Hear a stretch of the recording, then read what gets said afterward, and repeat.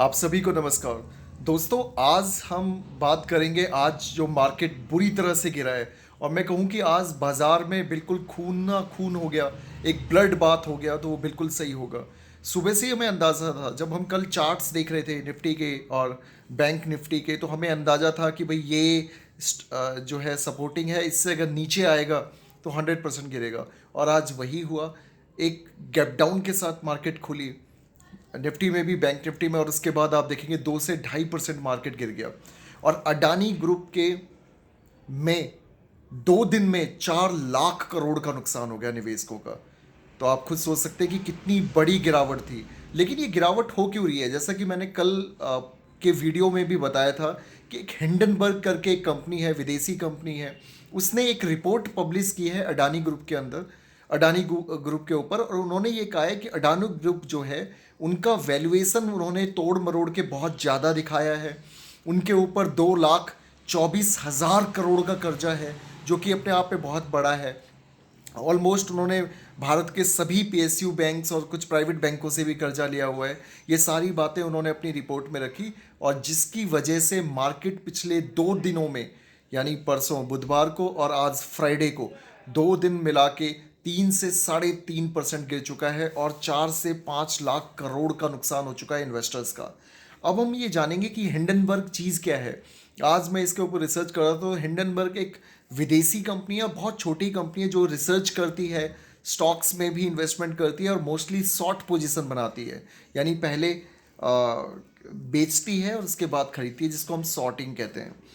तो हिंडनबर्ग की स्थापना 2017 में हुई थी, और जो इनके फाउंडर हैं, एंडरसन नाम का एक व्यक्ति है, जो किसी फर्म में पहले अकाउंटेंट हुआ करता था, उसने इसको स्टार्ट किया। और मोस्टली इनका काम यही है कि ये दुनिया भर की कंपनियों पे रिसर्च करते हैं, और उसके बाद ये उसको सॉर्ट करते हैं, और उसके बाद अपनी रिपोर्ट को पब्लिश करते हैं। तो यही काम इन्होंने अडानी में भी किया।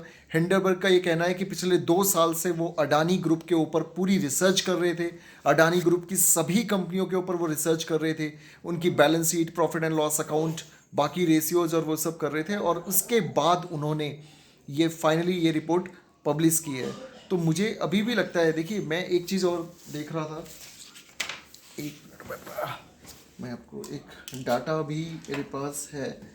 मैंने कुछ साइट्स पे जाके स्कीनर.com और इस पे जाके स्क्रीनिंग की, तो आई बहुत ही इंटरेस्टिंग चीज़ ये आई, जो हम कर्ज की बात कर रहे हैं, और जो ये कह रही है कि भाई अडानी के ऊपर बहुत कर्जा हो गया है, अडानी ग्रुप के ऊपर।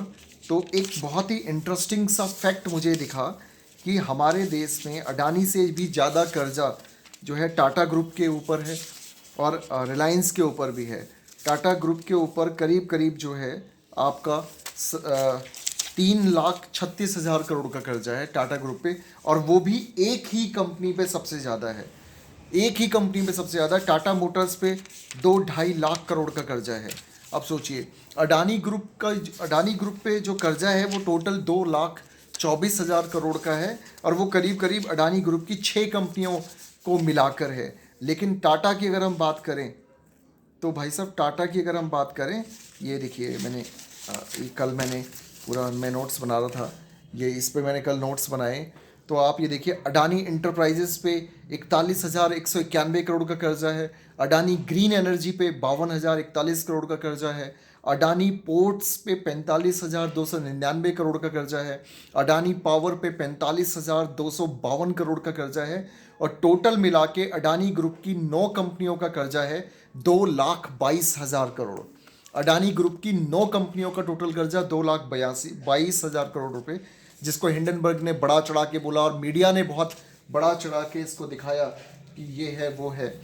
लेकिन मीडिया ये नहीं दिखा रहा कि टाटा ग्रुप के ऊपर भी कर्जा है।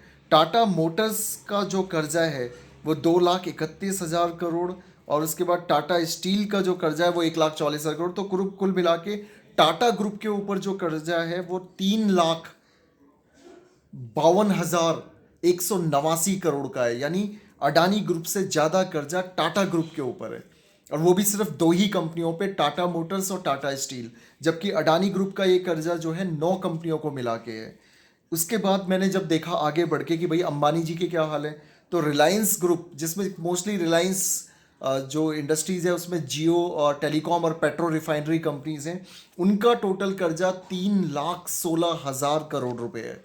तो आप ये देखिए यहाँ पर, ये मेरे को 2 घंटे करीब लगे एक एक कंपनी का ये रिकॉर्ड निकाला, बोरोइंग्स निकाली, इनको ऐड किया।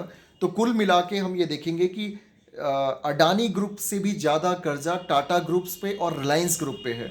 अडानी ग्रुप पे 2,24,000 करोड़ का कर्जा है, टाटा ग्रुप पे 3,52,000 करोड़ का कर्जा है, और रिलायंस इंडस्ट्री जो मुकेश अंबानी की कंपनी है उस पर 3,16,000 करोड़ का कर्जा है। लेकिन उसके बावजूद भी एक पूरा नैरेटिव बना दिया गया है मीडिया में, और उसमें अडानी अडानी अडानी। तो अब लोग अडानी की बात कर रहे हैं, और इस देश के अंदर ना, हमारे देश में लोग मेहनत तो करना नहीं चाहते हैं खुद से, जो सुन लिया देख लिया व्हाट्सअप यूनिवर्सिटी। जैसे मैंने कल जाकर ये सारे आंकड़े निकाले screener.com से स्क्रीनिंग करके। आप भी निकाल सकते हो, कोई भी निकाल सकता है, लेकिन नहीं। दूसरी बात है कि पॉलिटिकली अडानी को टारगेट किया जा रहा है, तो इस वजह से भी अडानी को है, और यही रीज़न है। और ऊपर से हिंडनबर्ग। अब रीज़न ये हो गया कि आज इतना फियर हो गया मार्केट में कि पिछले 2 दिन में मार्केट 5% गिर चुका है, और ये 4 महीने के लेवल पे आ गया। आज से 4 महीने पहले अक्टूबर में ये लेवल था जो आज लेवल है निफ्टी का, और आज आ गया है। और 5 से 6 लाख करोड़ रुपए इन्वेस्टर्स लूज हो गए, क्योंकि वो डर के मारे, जब फियर का सेंटिमेंट बनता है मार्केट में तो लोग बेच के निकलते हैं, और वही हाल हो गया। तो यार मुझे लगता है कि स्टडी करनी चाहिए। मैं कोई अडानी ग्रुप का वो नहीं कर रहा, मैं कोई अडानी ग्रुप का कोई रिलेटिव नहीं हूँ, या मुझे वहाँ से कोई स्पॉन्सरशिप नहीं मिली। मैं सिर्फ आंकड़े देख के बता रहा हूँ जो कल मैंने कलेक्ट किए, और उन आंकड़ों में ये निकलता है कि अडानी ग्रुप की तरह ही और भी देश के कई बड़े ग्रुप हैं जिनके ऊपर अडानी ग्रुप से भी ज़्यादा कर्जा है। तो कुल मिला के हिंडनबर्ग ने सिर्फ अडानी ग्रुप को टारगेट किया और अडानी ग्रुप के कर्जे की बात की, और क्योंकि अडानी ग्रुप ने काफ़ी बैंकों से ले रखा है तो वहाँ बैंकों के शेयर्स भी गिर गए, लोग, एक डर का माहौल बन गया मार्केट के ऊपर। तो ये देखिए कितनी बुरी हालत हो गई।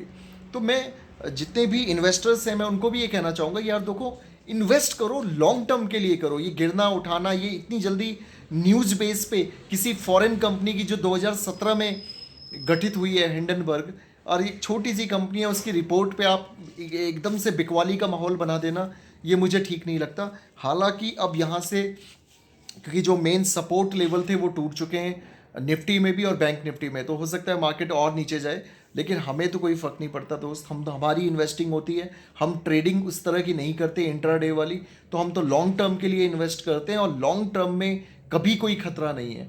ऐसा नहीं है कि अडानी बिल्कुल जीरो हो जाएगा या भाग जाएगा। कुछ लोग कह रहे हैं कि यार अडानी अगर डूब गया तो देश की इकोनॉमी डूब जाएगी। अरे बेवकूफ़ों, 2,22,000 करोड़ का कर्जा अडानी पे है, और टाटा ग्रुप पर जो है 3,52,000 करोड़ का कर्जा है, यानी अडानी से भी ज़्यादा। रिलायंस ग्रुप पे 3,16,000 करोड़ का कर्जा है, यानी कि अडानी से भी ज़्यादा। तो ऐसा कुछ नहीं है। मुझे लगता है कि एक पॉजिटिव होप और पॉजिटिव एनर्जी बना के रखनी चाहिए। और ये जो रिटेल इन्वेस्टर हैं, जो छोटा छोटा अमाउंट लेके घूमते हैं कि 50,000, 1 लाख, 1.5 लाख रुपए, भैया आप इन्वेस्टमेंट किया कीजिए, ट्रेड करना आपके बस की बात नहीं है। क्योंकि आप अगर इस न्यूज़ सेंटिमेंट पे, न्यूज़ सुन के, खबर सुन के, व्हाट्सअप यूनिवर्सिटी से पढ़ाई करके अगर आप शेयरों को खरीदोगे, बेचोगे, डर जाओगे फटाक से, तो क्या होगा आप खुद सोचिए। तो मुझे लगता है कि थोड़ा सा पेशेंस रखना चाहिए। हमने भी रखा हुआ है अडानी ग्रुप में, तो मेरी तो बहुत अच्छी होल्डिंग है, 2 से 2.5 लाख रुपए लगे हुए हैं, तो मैं तो बिल्कुल नहीं डरा हूँ। जो होगा देखा जाएगा। यार इतना बड़ा कारोबार चल रहा है अगले आदमी का, तो ऐसा तो है नहीं कि वो बिल्कुल डूब जाएगा। कोई भी इंसान नहीं डूबना चाहता। हाँ, सेबी ने ज़रूर आज एक काम किया है कि सेबी ने एक कमेटी बना दी है, और उन्होंने कहा है कि अडानी ग्रुप्स की सभी कंपनियों का ऑडिट किया जाए, और उनका देखा जाए कि क्या जो हिंडनबर्ग आरोप लगा रहा है या कुछ गड़बड़ी की बात कर रहा है, क्या वो सही है। लेकिन मैं बात कर रहा हूँ सिर्फ कर्जे की। मेरे को ना अडानी ग्रुप से कुछ लेना देना है, ना मुझे टाटा से कुछ लेना देना है, ना रिलायंस से कुछ लेना देना है। लेकिन ये मेरी एक क्यूरियोसिटी थी कि कल जब मैंने इस हिंडनबर्ग की रिपोर्ट को पढ़ा, और इसमें उन्होंने कर्जे की बात की, उन्होंने मोस्टली सभी बैंकों से कर्जे की बात की, तो मुझे लगा कि एक बार बाकी बड़े ग्रुप्स के भी कर्जों को हम देख लें।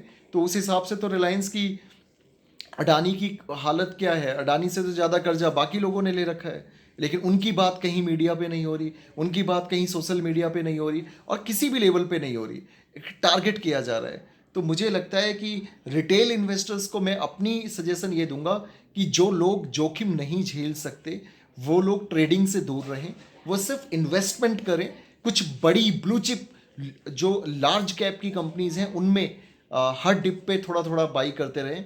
वो ट्रेडिंग बिल्कुल ना करें, इंट्राडे F&O ये सब करने की बिल्कुल ज़रूरत नहीं है। मैं खुद भी नहीं करता हूँ, मैं तो लॉन्ग टर्म के हिसाब से करता हूँ। और जब आप किसी भी कंपनी में लॉन्ग टर्म के नज़रिए से इन्वेस्ट करते हैं तो फिर हमें कोई फ़र्क नहीं पड़ता कि 4% मार्केट गिर जाए, 5 गिर जाए, 6 गिर जाए, यार जीरो तो नहीं होगा कम से कम। तो ये सब बेकार की बातें, डराने वाली बातें, ऐसी छोटी छोटी कंपनियां ये बीच बीच में अपनी रिपोर्ट पब्लिश करती रहती हैं। हिंडनबर्ग, फिंडनबर्ग, ये 4-4 5-5 साल बनी हुई कंपनियां जो 2 कमरों में बैठती हैं और ये अपना रिसर्च पेपर पब्लिश कर देती हैं। और ये इनका मेन मकसद शॉर्टिंग करके प्रॉफिट लेना होता है, या फिर इनका पता नहीं क्या सीन है। इन्होंने, मैं ये भी पढ़ रहा था कि हिंडनबर्ग जो एक कंपनी है जिसने रिसर्च रिपोर्ट पब्लिश की है, इसने पिछले 3 साल में 32 कंपनियों को ऐसे ही डुबा दिया। यूएस की कुछ कंपनियों के ऊपर इन्होंने रिपोर्ट की, चाइना की कुछ कंपनियों के ऊपर रिपोर्ट की, और उसके बाद वो नेगेटिव सेंटीमेंट बना बाजार में और वो गिरते चले आए। तो मुझे लगता है कि ये गलत है। अगर आप लॉन्ग टर्म के इन्वेस्टर हैं तो अपने मार्केट में बने रहिए, कोई भी डरने की जरूरत नहीं है, किसी भी तरह की नहीं है। और अगर आप सिर्फ उधार लेके, लोन के पैसों से लेके मार्जिन पे ट्रेड करते हैं या फिर इंट्राडे या शॉर्ट ट्रेडर हैं, तो भैया आपको बिल्कुल डरने की जरूरत है। कई लोग तो डूब चुके होंगे पिछले 2-3 दिन में, क्योंकि जिनकी मार्जिन से पोजीशन होंगी वो कट गई होंगी, या जिन्होंने F&O में किया होगा वो एक्सपायरी वाले दिन कट गए होंगे।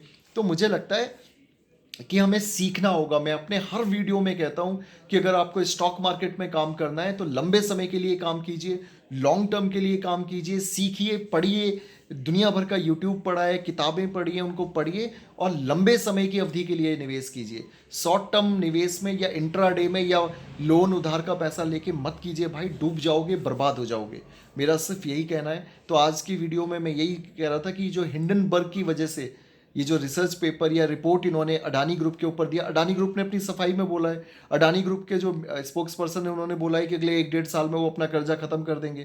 तो यार उनकी भी सुन लो। इतना भी तुम एक आदमी को बदनाम मत करो, एक ग्रुप को बदनाम करो। अडानी से ज़्यादा कर्जा तो टाटा और रिलायंस पे है।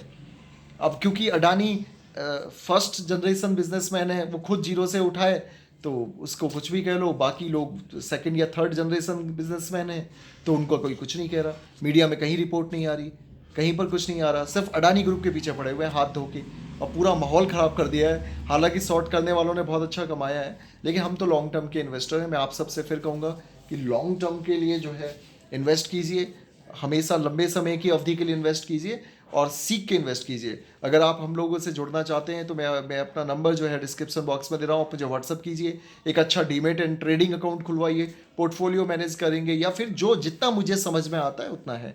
बाकी मैं कोई स्टॉक्स खरीदने या बेचने की सलाह बिल्कुल नहीं देता, और ये मेरा डिस्क्लेमर भी है।